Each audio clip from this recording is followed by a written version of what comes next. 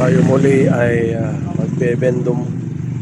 Mag-check tayo ngayon kung ano yung kung nabawasan ang baso o kaya kung ano man ang makikita natin. Kasi bubuksan natin ito. So nandito yung aking mga gamit. So kunin ko yung aking susi.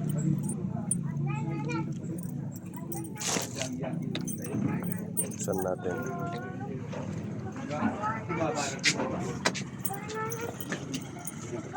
So yung mga mahiwagang susi.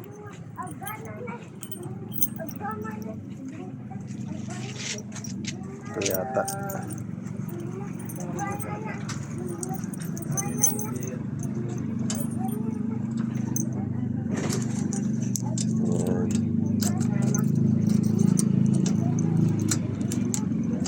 Ayaw.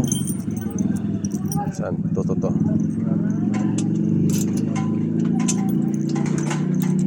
Ba, ayaw na. Ay, itong dalawang ito. Sigurado ako dito.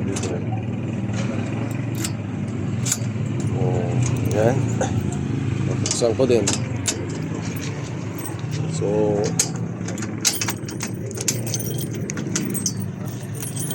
yeah. Yan, dito na nga. Nabuksan natin. Baba natin yung takip.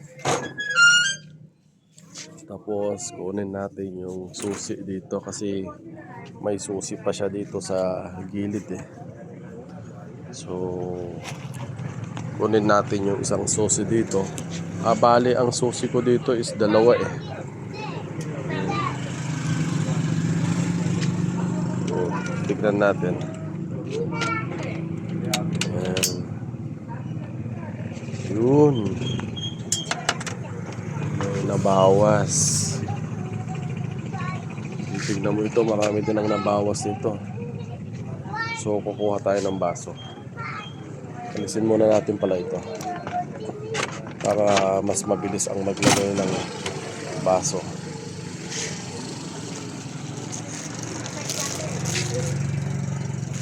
So ito nga yung baso na ating ilalagay.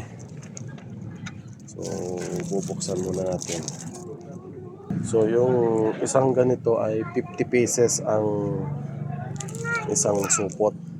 So titignan natin kung mauubos yun.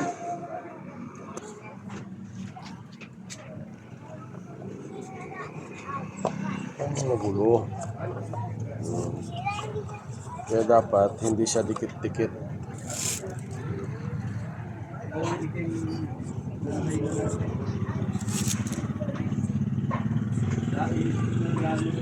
Kailangan ano lang siya, hindi siya masiksik kasi kung minsan naiipit siya.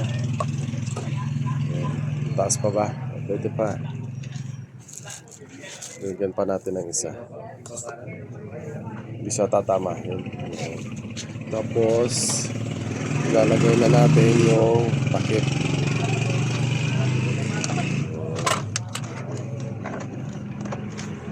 Natin kung tatama. Yun, good. So kukunin natin yung konting barya at ilalagay natin sa ating lagayan.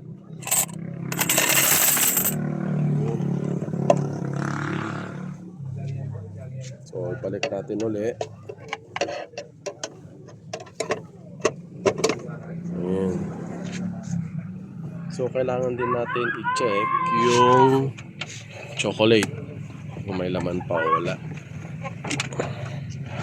Bigas.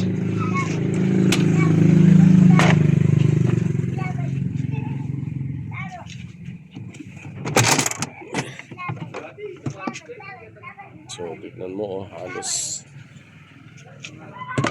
check natin sa loob. Kailangan natin magdagdag. So kuha tayo nito. Ito ilalagay natin.